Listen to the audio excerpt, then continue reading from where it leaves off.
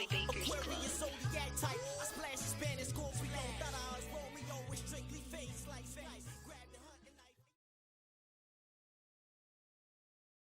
so what Magneto Was Right means to me is growing up watching the X-Men. It's a dope comic, and within the X-Men, long story short, it's a parallel for the civil rights movement.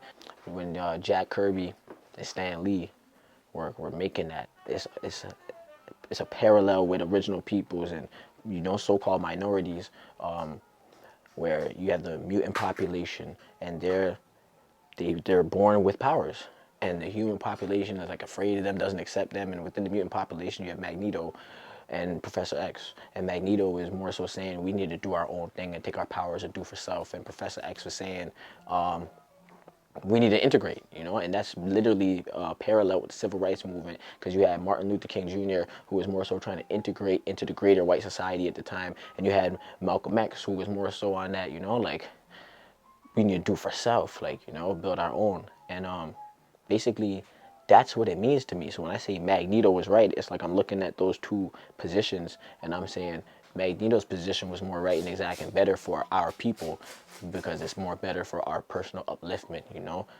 for us to be self-sufficient, so that's what Magneto Was Right means. It means to be self-sufficient, and then to even further too, like historically Magneto or Malcolm X was right, because as far as when you look at the two schools of thought, because even Martin Luther King Jr., before he passed away, there's a quote where he says, "I fear I have integrated my people into a burning house." So, it's like me knowing all of these things, I have to find creative ways to put this messaging and the knowledge in the music. So that's what it is. Magneto Was Right is like a dope teaching tool.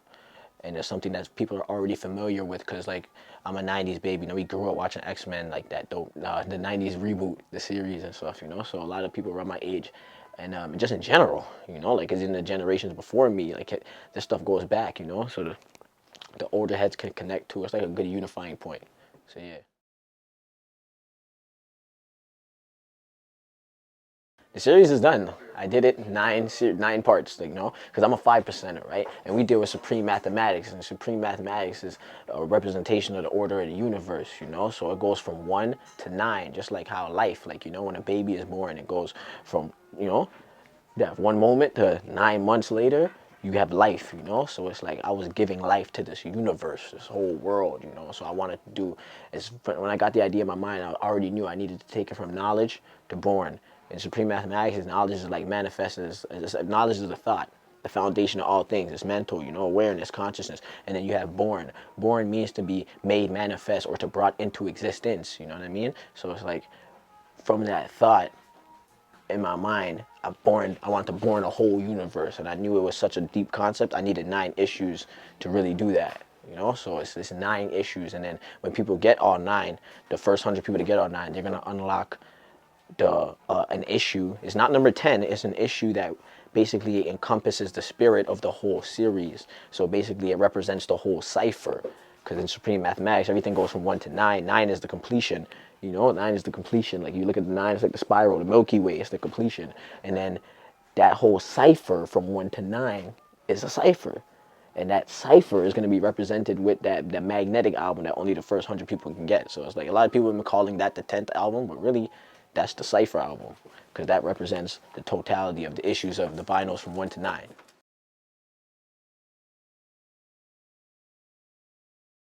One thing that, once I got 120 lessons, and I'm showing proof 120 lessons, there's a degree all the way at the end of 120 lessons where it talks about, taking the devil off your planet, basically, and when you break down what that means, it's talking about like the 4 devils, like, jealousy, envy, fear, and lust, things of that nature, but that fear is a serious devil, where it's like in the mind, it can hold artists back.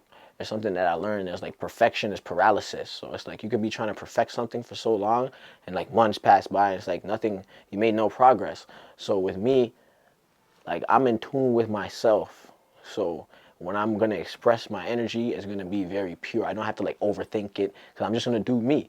And it's like when I'm rapping on beats, it's like I'm not going to stress myself trying to find force for that, because I know exactly what I want. So that cuts out a lot of the time of overthinking things and trying to find the right things, because I'm just doing what feels good. And because I can do what feels good, it's like back to back, boom, done. Like, I know there's a lot of artists who they spit a take and they'll like be like, okay, no, I have to do it again. Like, it's just like you just force yourself to have to do things multiple times. I just like just do it and done. I know there's other artists who would be like, what, you're done? And it's like that ability to just move forward. That's what it keeps me going. Like, I don't have no fear of putting stuff out. I feel like a lot of fear is what stops artists from like overthinking and putting stuff back out. But I'm just comfortable with what I'm doing. I'll put it out. And then it's funny too, because like with this whole Magneto Was Right thing, when I studied Jack Kirby, and I studied how like for Marvel he was producing like legendary classic like superheroes back to back. Like, you have to think like the first Hulk dropped, and then Fantastic Four, and then Spider-Man, and then all of these crazy stories that are like legendary stories now. And it's like all of these things drop back to back to back to back to back. So it's like, when you lock in with a formula, like if you go and study his art, there's certain things where it's like if you study figure drawing and proportions, there's things that he did that are technically wrong. Like, there's things that he did that are technically wrong. Like the hand might be too big, it's this, but it's like he found his own way to like do his own style. And certain things like the Kirby crackle in the back, he had his own way of filling up the background and filling up space where he could do a little bit but make it seem like a lot and make it pop out. And the fact that he wasn't trying to do it perfect and make it look to real life. He was just doing his own style. He is able to find a way where he can just do it quick because he is sticking to his formula. So it's like I was inspired by that. Like, yo, if I just have my formula, stick to that, I can just bang stuff out. I don't have to keep overthinking everything. It's like, okay, I know how I'm going to approach this and how I'm going to approach that. So approaching things with a formula and not being afraid to just do it, put it out, done, because like it's me. So it's like I'm not going to be afraid to be myself. So, how much times I need to practice to be myself. That's why I can work at such a fast output, because boom, record, it's done, that's me. Okay, next. So yeah.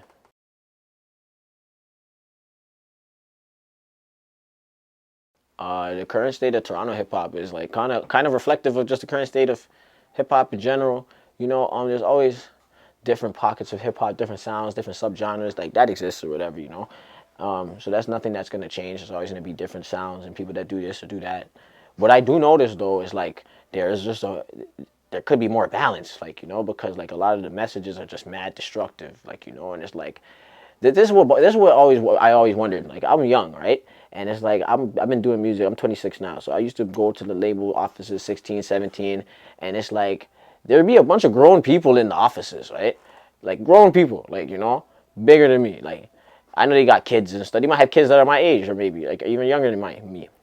And I'm young enough to know, like, yo, some of the messages in this is like, it's not, like, I know that they're not gonna go home and play that to their kids, but they're here working in this office promoting this to like thousands of youth or whatever. So I used to wonder, like, do these people feel a way of like what they're doing? And I just realized that it's like, oh, like, it's really just a job. Like, they don't care. Like, it's just numbers. And it's not like it's like Coca-Cola bottles. They're like, okay, we're gonna take this product, it's selling, boom, it's that. So I feel like, especially in the social media era with all the numbers and the likes and the data, it's like there's these kids, you're the kids. Like, I have a bar in one of my tracks where it's like, yo, you got to blame the adults, you can't blame the kids, because the kids just follow what the adults are doing, whatever. So if you have a bunch of kids who are like down this path, it's because we have older people that are like making it look cool.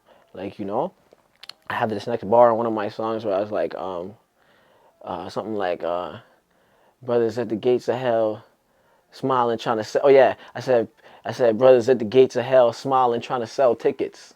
That's how I feel. It's like people are at the gates of hell trying to sell tickets. Like, yo, this is the life. Like, we're promoting a destructive lifestyle in the music. And there's a lot of that going on. And there's a lot of people that are in bigger positions that are just like going along with it. Like, like, and the music is sacred to me. So it's like, I just strive to add balance to the scene by, adding a different perspective on things. Like, yeah, there's street stuff going on. Yeah, people selling drugs. Yeah, there's this going on. But it's like these exist. These things exist within systems that are like, there's bigger things going on that allow you to be able to look at these things differently. So what I try to do is apply context to different things. Like, my name is Raz Quiz. That's my honorable name. RASQUIZ. Like, Raz is Ethiopian for head of the chief, and Quiz is the question. So I'm just kind of coming to the scene to make some people question things, like, you know, ask some questions and things of that nature. Another thing too is, like, I'm inspired by real musicianship, like, you know, dope musicality, you know, the Nina Simone's, Marvin Gaye's, like, you see what I'm saying, like, so I've been striving to put more musicianship into my music, and, like, you know, I recently got a bass guitar, play some bass lines and stuff, like, just trying to just, you know, just inspire on that level with the art. And, you know, when it comes to the scene, I want to inspire the young to be like, yo, you can do something else. You can do different stuff. Like me, I'm here. I'm not, my whole thing isn't crazy self-destruction. You have to be the biggest gangster, kill, you shoot 20 people to be out. I'm trying to show people you can be intelligent and put out dope art with a meaning and a purpose and still be fly, you know, and, you know what I mean, try to get your bread, like, you know. So I'm trying to promote a different lifestyle to the youth. I feel like it's a repetitive type of self-destructive lifestyle. Like, I have a joint on line on one of my records, another line where I was like, yo, it's black entertainment over black education, like, you know. And it's like like, it's not, it's like, people say, oh, it's just music and stuff like that, and it's like, you know, for me, it's like, at what point is it, like, you know, is it just music? Like, you know, I can't rock with the destruction of, like, you know, celebrating the destruction of my people and shit, you know. So I strive to, like, put an opposite message in the city, in the scene, because I feel like that's a lot of the messaging that's going out there, you know, and it's programming the baby. So I'm trying to reverse the brainwashing with my music, because there's a lot of brainwashing going on, and that's here and that's in every city. So yeah, November 20th, I'm doing an event. It's like an underground link up.